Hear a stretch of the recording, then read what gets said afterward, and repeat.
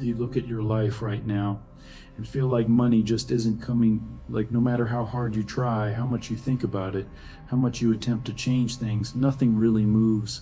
The problem isn't that you lack ability, it's exactly how much you're trying to control all of it. In this video, I'm going to show you how to manifest wealth in a way that's actually simple, no overcomplication, and why all that excess effort trying to force the feeling, monitoring every result is exactly what's blocking the process, even when you think you're doing everything right. And this is where most people get completely lost. Because they don't stop. They try harder. They push more. They control more. And they fall into this quiet cycle of frustration where nothing really changes and the feeling is always the same. I'm doing everything, but I'm still stuck in the same place. I know this because I went through it myself. I thought I needed to do more, feel more, guarantee the outcome, until I realized that behavior was exactly what was creating the block. And when I finally understood that, that was the first time things actually started to flow naturally. If this is already clicking for you, it's worth subscribing to the channel, because here 3 times a week I bring content about manifestation, mindset, and money with logic, no mysticism, in a way that actually makes sense. And if this kind of explanation is what you've been looking for, drop a like. It helps the channel reach more people who are stuck and still don't understand why. Now let's get into it. Let me ask you something. Have you ever genuinely tried to change your financial situation, visualized, affirmed, searched for content, applied techniques, and yet when you look at your life today, it's basically the same? It's not that nothing changed. Maybe something shifted a little, but not the way you expected, not at the pace you needed, and that feeling of I'm doing everything right, but I'm still stuck. That's one of the most frustrating things there is. Because it's not laziness, it's not lack of desire. The person stuck in this cycle is usually exactly the one who tries the hardest, who searches the most, who keeps pushing. And here's the thing. When the results don't come, the automatic response is, I need to do more techniques, more practice, more intensity. The logic seems sound. After all, that's how it works with almost everything else in life. You want to get better at something, you put in more effort. But with manifestation, that logic breaks down. And most people never stop to realize that. They stay in the cycle, try harder, push more, keep searching, and the results stay the same. Or worse, the frustration builds. And with it, this feeling that maybe it just doesn't work for you. But the problem isn't how much you're doing. It's something that happens outside of your practice moments, something that goes completely unnoticed.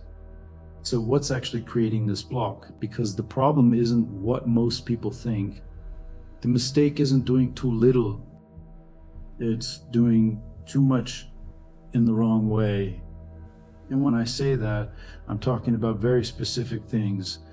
Things most people do thinking they're helping the process when they're actually stalling it. The first one is trying to force a feeling. You sit down to visualize, to affirm, to practice, and then you try to build a sensation that isn't coming naturally. You force it. You try to convince your own brain that it's already happened, that you already have it, that it's already real. And when it doesn't come, you try harder, you push more. I did this for a long time, and I thought it was dedication.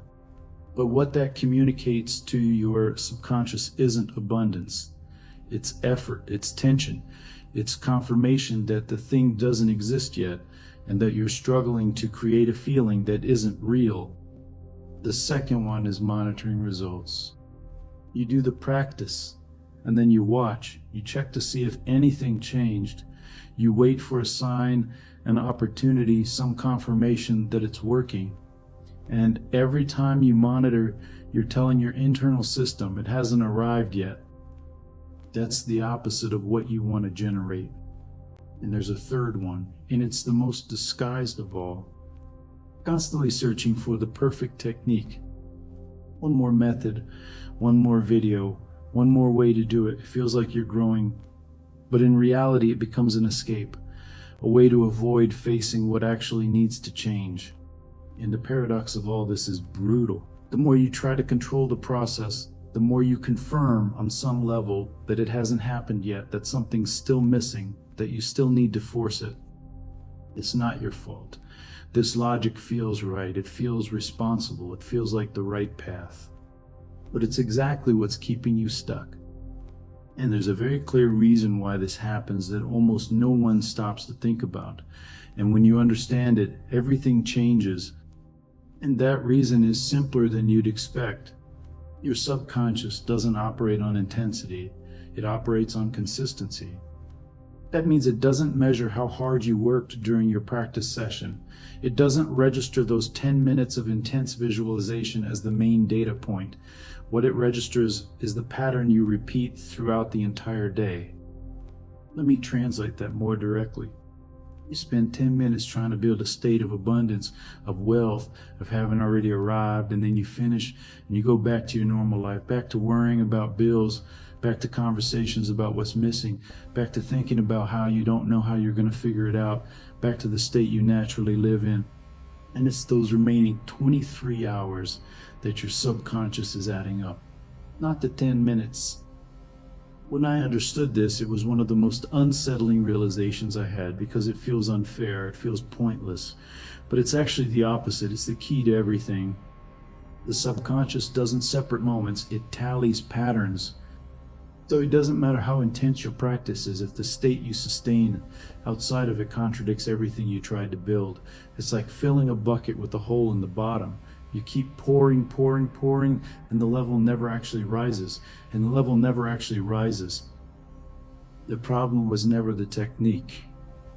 It was what you sustained between one technique and the next. Most people are so focused on their minutes of practice that they never realize it's the rest of the day that determines the result. And that's exactly what I want to talk to you about now, because there's something that can help you go much deeper on this much faster. And this is exactly where most people get stuck, because understanding the problem is one thing, but actually breaking the cycle in real life, that's another. And I know that just the content in this video isn't enough for that, because what's blocking you isn't a lack of information. It's a mental pattern that runs deep. That's why I started using a resource that goes straight to that point. It's an ebook that works on exactly this, the internal blocks that keep people from moving forward financially, even when they already know what to do. No fluff, no empty promises. It's practical, it's direct, and it'll help you understand with much more clarity what's creating that internal conflict in your life. I was stuck in this cycle for a long time, and what got me out of it wasn't more technique. It was understanding the pattern that was sabotaging me. This material captures exactly that. If this resonates with you, the link is in the description or in the pinned comment. Check it out, see if it's what you need right now. Moving on. Now that you understand where the process is breaking down, the question is, what actually fixes it? So let me show you what actually works.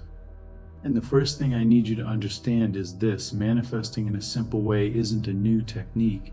It's not a different method. It's not one more thing to add to your routine. It's stopping the interference. This completely changed the way I saw the process, because I kept looking for what to do more of when the problem was what I was already doing too much of. Let me explain how this actually works.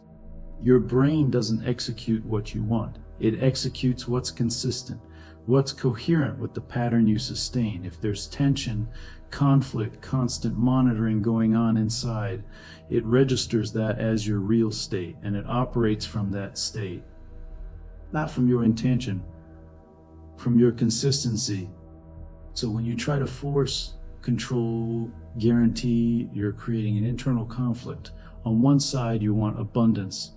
On the other, you're acting from lack. And the brain, faced with that conflict, stalls. Not because of a lack of ability, because of a lack of coherence. And this is where the shift happens. When you stop interfering, when you remove that excess tension and control, the internal system starts operating more coherently. thought, emotion, and action start pointing in the same direction. No forced effort, no monitoring, no contradiction. This is what we call permission, and it's completely different from control. Control says, I need to make sure this happens. Permission says, I trust that it's happening. One creates anxiety, the other creates alignment.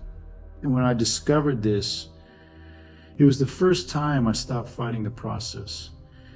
And that was exactly when things started to move. The solution isn't complex, it's simple. But simple doesn't mean easy to apply, because we're wired to interfere. And breaking that habit requires understanding how to actually put this into practice day to day. But how does this work in real life? Because understanding it is one thing, applying it is another, and that's where most people get stuck again. So let's get concrete. And the first thing I need to make clear is this. Applying this doesn't mean adding anything new to your routine. It's not another technique, it's not another ritual. It's a posture of observation. The first step is simple, and it's the most important one. Start noticing when you're forcing. At some point during the day, you'll catch yourself thinking about the result, checking to see if something changed, trying to feel something that isn't coming naturally, trying to guarantee it.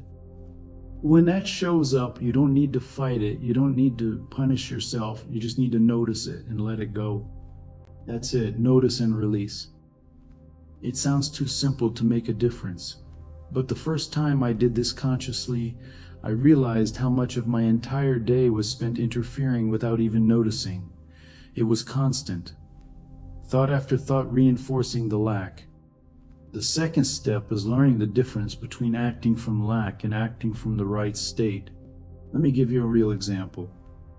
Acting from lack is when you make a financial decision with anxiety, with urgency, with fear of losing out, with the feeling that you need to fix it right now or everything's going to fall apart. Acting from the right state is when you make that same decision but from a calmer place, no desperation, no excessive tension. The action can be identical. The state it comes from is completely different, and that's the state your subconscious registers.